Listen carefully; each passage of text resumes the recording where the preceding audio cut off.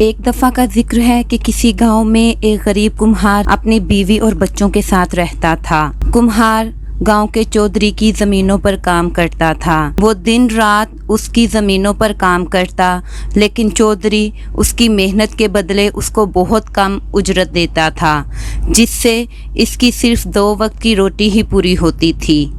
ایک رات تنگ آ کر کمہار کی بیوی نے کمہار سے کہا، سنو جی، یہ تو کوئی اچھی بات نہیں ہے۔ آپ دن رات چودھری کی زمینوں پر کام کرتے ہیں، لیکن چودھری وہ تو آپ کی محنت کی اجرت ہی نہیں آپ کو پوری دیتا، اور نہ ہی ہماری روزمرہ کی ضروریات اس اجرت سے پوری ہوتی ہیں۔ تو ایسا کرتے ہیں کہ کسی اور گاؤں چلتے ہیں اور آپ وہاں پر کوئی نئی ملازمت یا مزدوری ڈھونڈنا۔ کمہار کو بیوی کی بات سمجھ آ گئی۔ اس نے بیوی کو بولا کہ چلو صبح ہوتے ہی یہاں سے نکلتے ہیں۔ صبح ہوئی تو کمہار کی بیوی نے کچھ ضروری سامان باندھ لیا۔ اس طرح کمہار اور اس کی بیوی اور بچے دوسرے گاؤں جانے کے لیے روانہ ہو گئے۔ چلتے چلتے یہ لوگ ایک گھنے جنگل میں پہنچ گئے۔ وہاں ایک درخت کے سائے تلے انہوں نے اپنا سامان رکھا۔ بچے باپ کے قریب بیٹھ گئے اور بولے، ابا ہمیں بھوک لگی ہے۔ اسی درخت پر ایک پرندہ بیٹھا چہچہا رہا تھا۔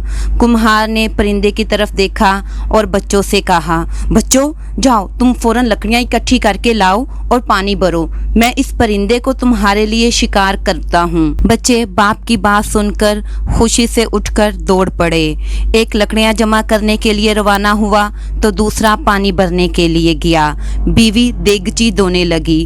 اب اس نے تیر کمان اٹھایا اور نشانہ باندھنے ہی والا تھا کہ پرندے نے کہا، اے انسان، مجھے کیوں مار رہے ہو؟ مجھ سے تم لوگوں کا پیٹ نہیں بھرے گا، لیکن میں تمہیں ایک پوشیدہ خزانے کی خبر دیتا ہوں، اور وہ خزانہ اسی درخت کے نیچے دفن ہے۔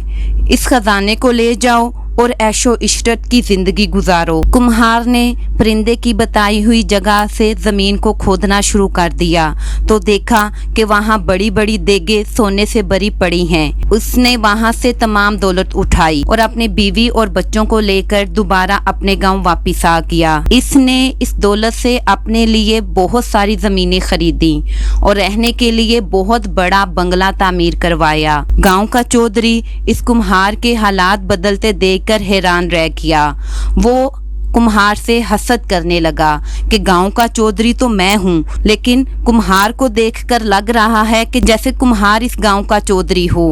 وہ فوراً کمہار کے گھر گیا اور اس سے پوچھنے لگا کہ بھائی ماجرا کیا ہے؟ راتوں رات اتنی دولت تمہارے پاس کہاں سے آ گئی؟ کمہار نے گاؤں کے چودھری کو ادب سے جواب دیا کہ چودھری صاحب، فلاں درخت کے نیچے ہم نے قیام کیا تھا۔ اسی درخت پر ایک پرندہ بیٹھا تھا۔ میرے بچے بھوکے تھے، ان کو میں نے دلاسا دیا کہ تمہارے لیے اس پرندے کو شکار کروں گا۔ تم لوگ جا کر لکڑیاں جمع کر کے لاؤ، پانی بھرو۔ میری بیوی نے دیگچی دھونا شروع کر دی۔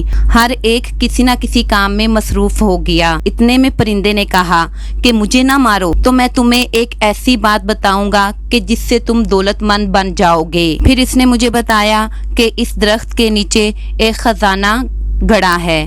میں نے وہاں سے خزانہ نکالا اور اس سے اپنے لیے یہ سب کچھ خریدا اور بنایا۔ چودھری یہ سن کر بہت خوش ہوا کہ اگر کمہار کو وہاں سے خزانہ مل سکتا ہے تو میں بھی اپنے بیوی بچوں کے ساتھ جاتا ہوں اور وہاں سے سارے کا سارا خزانہ نکال کر لے آؤں گا، اور میرے پاس کمہار سے زیادہ زمینیں اور دولت ہوگی۔ اگلے ہی دن چودھری اپنے بیوی بچوں کے ساتھ اس درخت کے نیچے کھڑا تھا۔ چودھری نے اپنے بچوں سے کہا کہ جا کر لکڑیاں جمع کر لو، دیگچی دھو لو، کیونکہ میں اس پرندے کو تمہارے لیے شکار کروں گا اور تمہیں کھلاؤں گا۔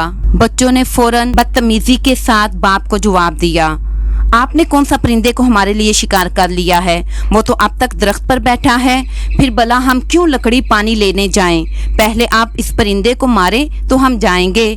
उधर बीवी बोल उठी कि चौधरी साहब, आपका दिमाग काम नहीं कर रहा, आप ये अपने बच्चों से क्या करने को बोल रहे हैं। दरख्त पर बैठा परिंदा इनकी तमाम बातें सुन रहा था।